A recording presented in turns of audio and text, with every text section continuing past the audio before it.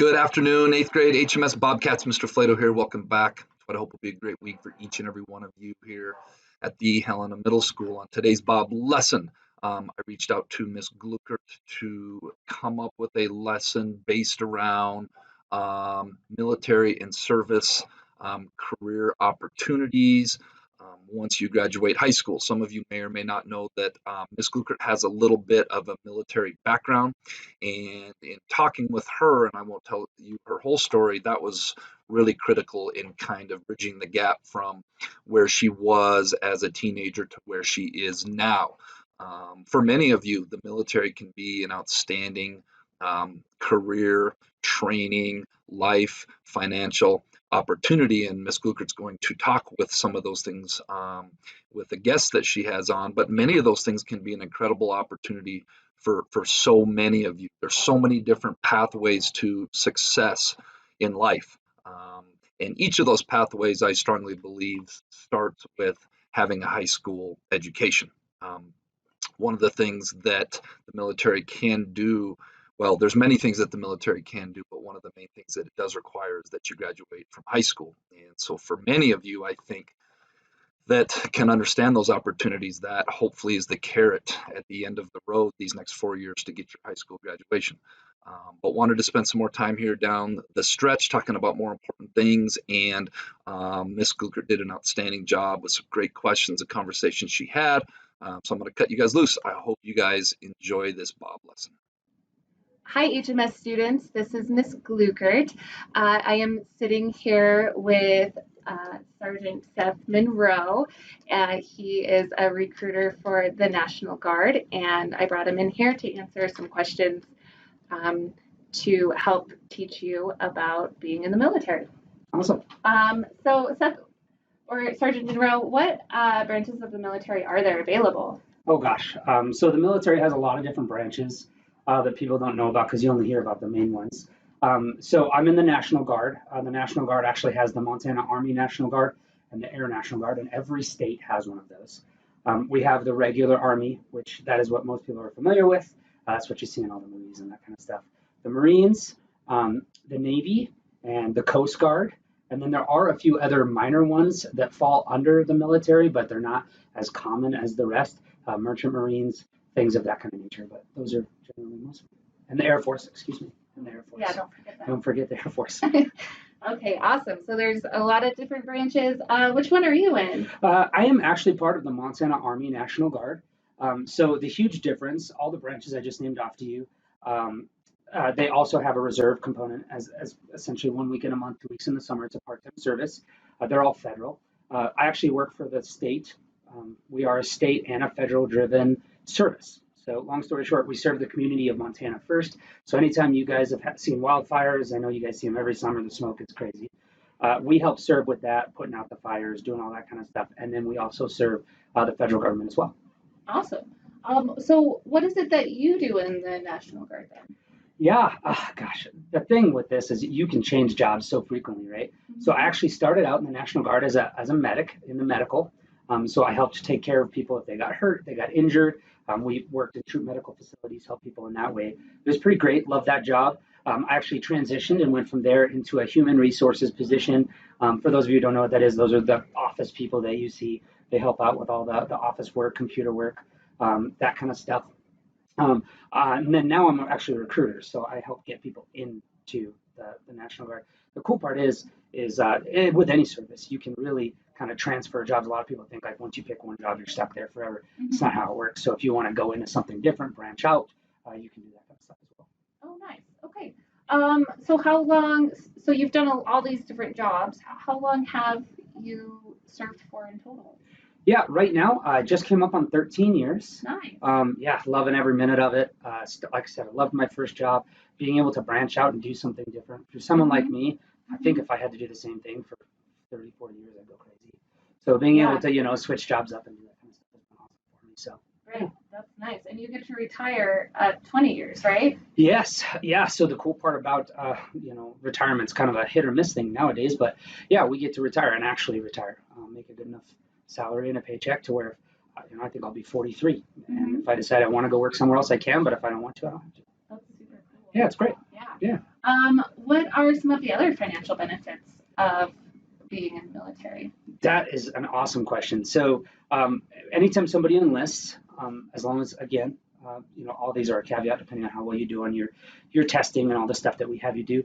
So we have a $20,000 enlistment bonus. Some jobs are even higher, just depending on the position and how much they need people in those positions. Okay. You do get a paycheck. So on our side, I'm going to pause. So they get $20,000 right off the bat just for signing up. Yeah. So how that works, they actually get half of it up front, and then the other half is spread over the contract time. Yeah. So like, let's say they do 4 years, they'll get 10,000 up front, then they'll get 5,000 in 2 years and 5,000 in 2 years. So for a lot of kids who are doing college, because we're 1 week in a month, 2 weeks in the summer, it's awesome because every other year that they're going to school, they just get a big lump sum check. So That's awesome. So we have that. We do have the 1 week in a month. You do your you get a paycheck. For any time we put you on any kind of orders at all, whether you go to some kind of school leadership training, anything like that, we're going to pay you and do that as well. So it's nice just to have that extra pocket money. If you do decide to go to the active duty side, it is just like a full-time job. You get a full-time paycheck the whole time. And then the big one is college benefits. I know that's a huge thing for the Guard with what we do. Is we always tell people if you want to go to college, we're the service you go to, just because we're going to give you essentially right now we have what we call a tuition waiver, where we pay for all of your tuition, so everything's paid for. So you want to go to school, all of it, and then you do 1 week in a month with us. So one of those weekends you'll come work with us and do your job, and then the rest of the time you're going to school full time. Wow, that's great. Huge, so helpful. What kinds of different jobs are available if somebody wanted to join and pick a job? What jobs could they pick? Sure. Well, I mean, I could spend hours on this, right? We have so many different jobs, but we have everything ranging. I mean, if you're interested in computers and want to be an IT person, graphic design, if you want to go into the medical field, maybe you want to be a lawyer. We have lawyers and JAGs as well. And then we also have things like if you just want to work in the trade field, we have electricians and plumbers and pretty much any job that you can get on the civilian side. Don't quote me, almost any job you can get on the civilian side, we have it in the military. So the cool part is like when you do enlist, if you are going to college, you say, I want to be an engineer. We have that position. Yeah. So you could go get some experience being an engineer and put that on your resume. So when you graduate college, it's just a lot easier to get a job. That's awesome. I was actually in the National Guard. You knew that. Yeah, I did. Yeah, and I was a truck driver. That was my job. So very different than what I'm doing now. So what kind of personality traits are good for the military? Would be well in the military? Sure, that's a great question. I mean, to start out, I would say for people who are very well organized, you've got good attention to detail, meaning you're paying attention to situations, able to problem solve, which hopefully that's something kids are working on, especially in the middle school age. Being able to look at a problem and trying to figure it out and fix it rather than just not figure it out. Those are big ones, and work ethic is huge. Those are the main ones that I think would really help out someone if they were wanting to get into the military. Yeah. Stuff that I would work on. However, that being said, I think when you go to training, your initial training, they're going to teach you a lot of those things. They're going to teach you how to, be on time. They're going to teach you how to be organized. They're going to teach you how to do a lot of that. Yeah. And so it's good for those to go in, even if you're not that person, because it's going to give you awesome life skills that you can take with you pretty much anywhere you go. Okay, so even if you're a person who struggles with some of those things, they help you out with that and they can teach you those things. Absolutely. And we get a lot of kids that they go in and they've got no self-discipline. They've got, no organization, and they come out. And when they're going to college, and it makes things easier when you learn those skills and those traits, so that when you get out in the real world doing your thing, it just makes life way easier. Nice. All right. So what could a person in middle school be doing right now to make sure that if they want to join the military, that they can in the future? Yeah, I think the big thing that I would tell you is obviously stay in school and graduate.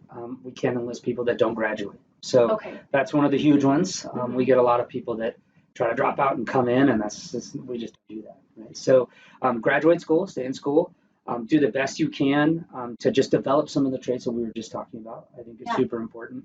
And then I would just say stay healthy. I mean, that's the other big thing. A lot of people that can't get in is because, they hurt themselves doing this or they did this and we can't get them in for medical reasons. I think besides that, just really kind of gearing yourself towards being more self-disciplined, I think is really going to help you to, move forward and go into that. It's going to make life easier. Great. Yeah. Awesome. All right, HMS students, that's all I have for you. Thank you for listening. That's all I got. All right, let's give away some jelly beans, shall we? Last week's winners, Kellen Smith, Jack Hedrick, Ryder J, Ethan Bryce, Zaylee Wertel. I hope I pronunciated your name correctly. The answer is what can go through glass without shattering it. That'd be light or sun. Nice job, everyone. We had lots of answers. Remember, I just selected the first 5. All right, this week's Jelly Bean question of the week. What is the only bird that can swim but cannot fly? If you think you know the answer, get your answer turned in the Bob box. First and last name, please. Make sure it's legible. I skip over a couple because I can't read them sometimes. And then tune in next week to see if you're a winner.